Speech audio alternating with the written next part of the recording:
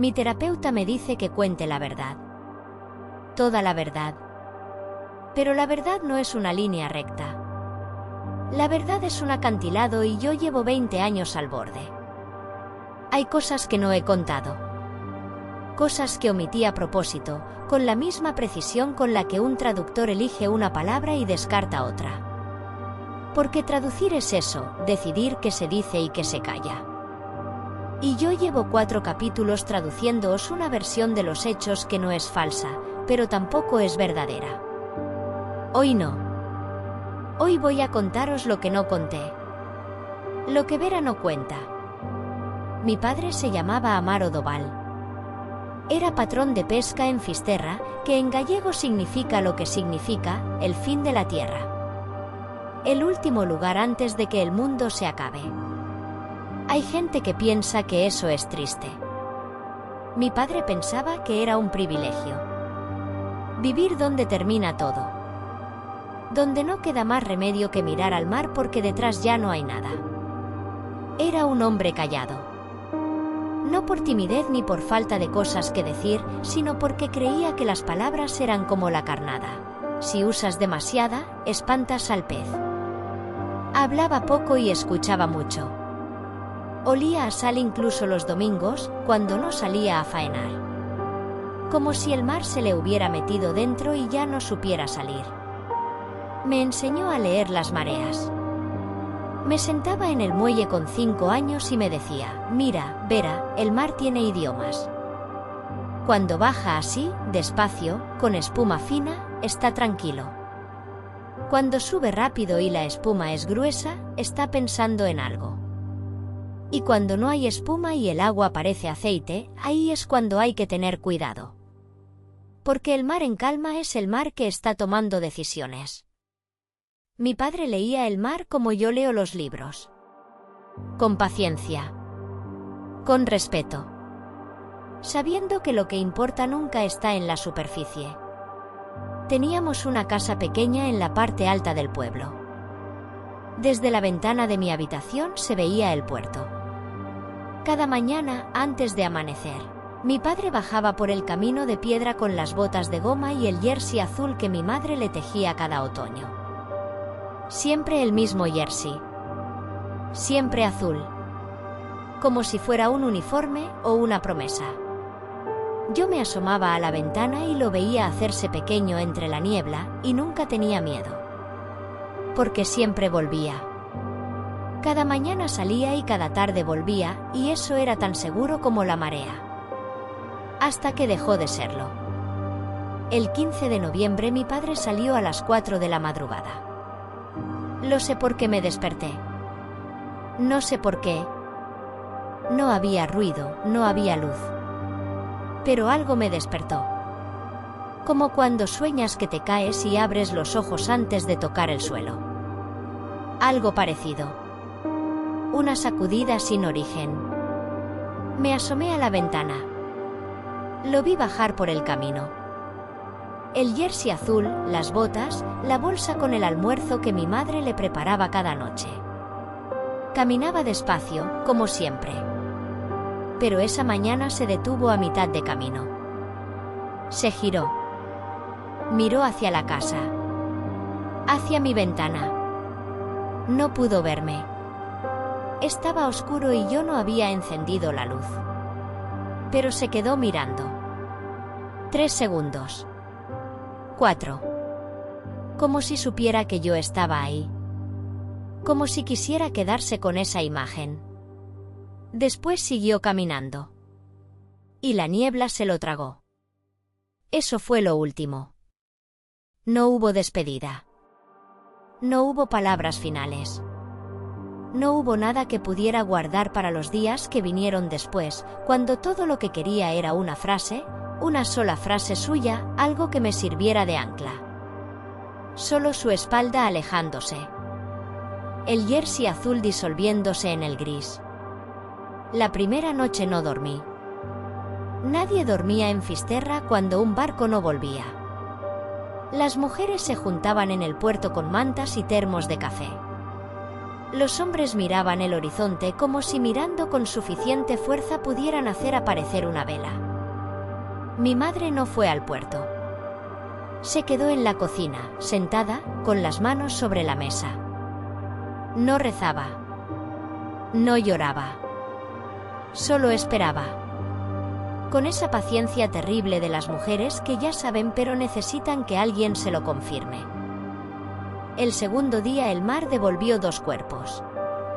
No eran mi padre. Eran Soselago y Manuel Brea, los más jóvenes de la tripulación. Los encontraron en la playa de Langosteira, boca abajo, como si el mar los hubiera depositado con cuidado y después se hubiera retirado. No tenían heridas visibles. Solo la piel azulada y los ojos abiertos. El tercer día, otros 2. En las rocas de Semáforo. Destrozados. El mar no siempre es delicado. El cuarto día apareció mi padre. Lo encontraron en la playa do Mar de Fora, al amanecer, como si el mar lo hubiera llevado a dar un paseo largo y lo devolviera a tiempo para el desayuno. Estaba entero. Sin marcas. Con los ojos cerrados. Como si durmiera. Como si el mar, con mi padre, hubiera decidido ser amable. Me pidieron que lo identificara. Tengo 18 años. Estoy en una sala que huele a lejía y a algo dulce que no quiero nombrar. Hay una mesa de acero inoxidable. Sobre la mesa hay una sábana verde.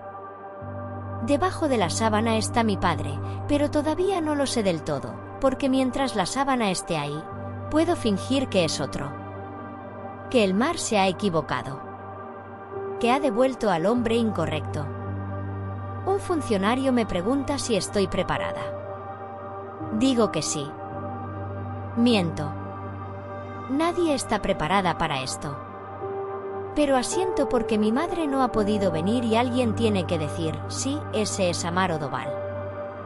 Alguien tiene que convertirlo en un hecho. Retiran la sábana hasta los hombros. Y ahí está. Mi padre. Más pálido de lo que nunca estuvo en vida, con los labios ligeramente abiertos, como si fuera a decirme algo. Algo importante. Algo que el mar no le dejó terminar. Lo que me destruyó no fue verlo muerto. Lo que me destruyó fue que olía a sal. Igual que siempre. Como si la muerte no hubiera podido quitarle eso. Como si lo único que quedara de mi padre fuera lo que el mar le había dado. Dije, sí, es él. Y salí. Y no lloré. No lloré hasta 3 semanas después, sola, en mi habitación, a las 4 de la madrugada, a la hora exacta en que él salía a faenar. Lloré hasta que amaneció. Después me lavé la cara, bajé a la cocina y empecé a hacer preguntas. La investigación oficial duró 45 días. 45 días para 6 muertos. El informe final cabía en 12 páginas. Error de navegación en condiciones climatológicas adversas. Caso cerrado. Indemnización mínima. Silencio. No lo acepté. Mi madre sí. No porque lo creyera, sino porque ya no le quedaban fuerzas para no creerlo. Aceptar la versión oficial era más fácil que luchar contra ella. Más fácil que levantarse cada mañana y seguir buscando una verdad que nadie quería encontrar. Mi madre se apagó despacio. No fue una enfermedad ni un accidente. Fue agotamiento. Agotamiento de vivir sin él. Agotamiento de despertarse cada día en una casa que olía a sal pero ya no tenía a nadie que la trajera. Murió 5 años después. El certificado dice insuficiencia cardíaca. Yo digo que murió de estar cansada de vivir. Me quedé sola a los 23 años. Sin padres, sin hermanos, sin nadie que me atara a Fisterra. Me fui a Santiago. Estudié traducción. Aprendí inglés, perfeccioné mi gallego, encontré trabajo en una editorial. De día traducía novelas. Novelas de misterio, sobre todo. La ironía no se me escapaba. De noche trabajaba en la carpeta. Empezó como una caja de zapatos. Recortes de periódico, fotocopias del informe oficial que conseguí a base de insistir en el juzgado, 2 testimonios de pescadores que no quisieron dar su nombre. No era nada. Cualquier hija en duelo habría hecho lo mismo. Pero yo no era cualquier hija. Yo era la hija de un hombre que leía el mar y que me enseñó que lo importante nunca está en la superficie. La caja de zapatos se convirtió en una carpeta. La carpeta se convirtió en un archivador. El archivador se convirtió en 3. 20 años. Cada noche, después de cenar, abría el archivador y trabajaba. Registros marítimos. Manifiestos de carga. Artículos de prensa. Actas judiciales. Testimonios que recopilé en persona, viajando los fines de semana, hablando con viudas, con pescadores retirados, con funcionarios de puerto que bebían demasiado y recordaban más de lo que debían. Aprendí a leer documentos legales. Aprendí qué significaba cada código de registro naviero. Aprendí cómo funcionaba el contrabando en la Costa da Morte en los años 90. Los paquetes que llegaban en lanchas rápidas se transferían a pesqueros locales y se desembarcaban en puertos pequeños donde la Guardia Civil miraba hacia otro lado. Y aprendí que el Santa Lucía no era un barco cualquiera. Era el barco que iba a romper la cadena. Porque mi padre había descubierto lo que llevaban en las redes. Y mi padre iba a denunciarlo. Tardé 12 años en confirmar eso. 12 años en encontrar a un antiguo estibador que me dijo, borracho en un bar de Muros, que todo el mundo sabía lo de Amaro Doval. Que iba a ir a la policía. Que alguien se enteró. Que esa noche, la noche del 15 de noviembre, no fue un accidente. Y tardé 8 años más en reunir los nombres. Uno a uno. Como quien tira de un hilo sabiendo que al final hay un nudo, y detrás del nudo hay una red. Y detrás de la red hay un monstruo. 7 nombres. 7 personas conectadas con aquella noche. La farera que apagó la luz. El periodista que enterró la historia. La psicóloga que cerró el caso. El abogado que protegió a los culpables. El hijo de un tripulante. La hija del armador. Y yo. La hija del muerto. Seguí a Hugo Iriarte durante meses. Lo vi entrar y salir de su bufete en Madrid, con sus trajes de 3.000 euros y su reloj de acero que brillaba bajo las farolas de la Castellana. Lo vi cenar en restaurantes donde una botella de vino costaba más que el sueldo mensual de mi padre. Lo vi reír. Y cada vez que lo veía reír, sentía algo frío y preciso que se afilaba dentro de mí. No era odio. Era paciencia. La misma paciencia que mi padre tenía con el mar. Lola me miraba desde la ventana de la linterna. El haz de luz giraba a nuestras espaldas, lento, metódico, cortando la noche en rebanadas regulares. Abajo, la tormenta seguía castigando los acantilados con una constancia que ya no parecía natural. Parecía personal. Yo los traje aquí, dije. No fue difícil decirlo. Llevaba 20 años preparándome para esa frase. Lo difícil fue lo que vino después, el silencio de Lola. Un silencio largo, pesado, que olía a sal y a aceite de motor y a 20 años de penitencia encerrada en 30 metros de piedra. Las invitaciones. La empresa ficticia. El retiro exclusivo. Todo fue yo. Contraté el servicio de catering a través de una agencia para que nadie pudiera rastrearme. Envié las invitaciones con 2 meses de antelación, personalizadas, para que cada uno creyera que le invitaban por un motivo diferente. A Román le ofrecí una exclusiva. A Celia, una conferencia sobre psicología forense en entornos costeros. a Hugo una oportunidad de negocio inmobiliario, a Martín un puesto de chef para un retiro gastronómico, a Inés un proyecto fotográfico. Lola seguía sin hablar. Miraba el mar como si el mar pudiera darle las respuestas que yo no le estaba dando. Quería la verdad, dije. Solo la verdad. Quería sentarlos en una habitación y que miraran lo que hicieron. Quería que alguien dijera en voz alta lo que yo llevo 20 años diciendo en voz baja. Que mi padre no murió en un accidente. Que lo mataron. Que todos ellos contribuyeron a matarlo. Pausa. No quería que nadie muriera, Lola. Te lo juro. Lola se giró despacio. La luz del faro le cruzó la cara y durante un segundo vi algo que no esperaba. No era ira. No era sorpresa. Era reconocimiento. Como si llevara 20 años esperando a que alguien viniera a decirle exactamente eso. El mar no entiende de intenciones, nena, dijo. Y su voz sonó tan vieja, tan cargada de sal y de noches sin dormir, que me pareció la voz del propio faro. Me quedé de pie frente a ella, con el viento aullando fuera y la estructura metálica temblando como un hueso. Y por primera vez en 20 años, sentí que el peso se movía. No desaparecía. Se movía. Como una marea que cambia de dirección. Seguía ahí, pero ya no empujaba en la misma dirección. Mi padre leía el mar, le dije. No sé por qué.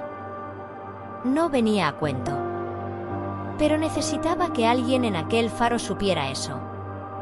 Que antes de ser un nombre en un informe, antes de ser un cuerpo en una mesa de acero, antes de ser el motivo por el que una mujer de 38 años acabaría encerrada en un psiquiátrico, Amaro Doval era un hombre que leía el mar y que olía a sal los domingos.